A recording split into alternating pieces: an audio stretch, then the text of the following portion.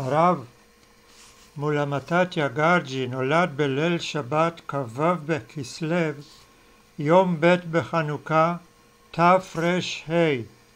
הלך לעולמו ביום י"ד בכסלו תרע"ח בהיותו בן 73. הוא נקבר בהר זיתים בירושלים.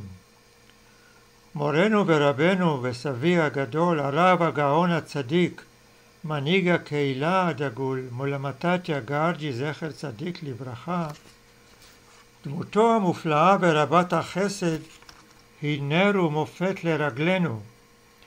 אי שם מעבר להרי החושך באפגניסטן הנהיג ולימד קהילה שלמה כמנהג אבות אבותיו. כתב את קורות זמננו בספרו קורות זמנים, והנהג את שבתותינו בספרו המופלא עונג לשבת.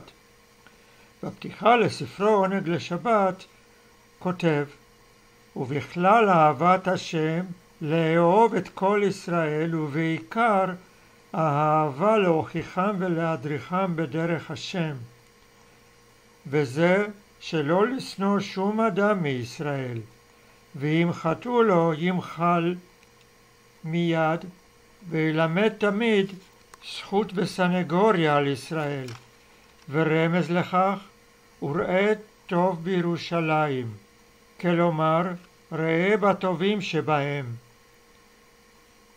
מולה מתתיה בא לביקור בארץ הקודש בדרך לא דרך, ובערוב ימיו השתקע בעיר הקודש ירושלים, והרביץ בה את תורתו, נחלה לאבותינו ולנו.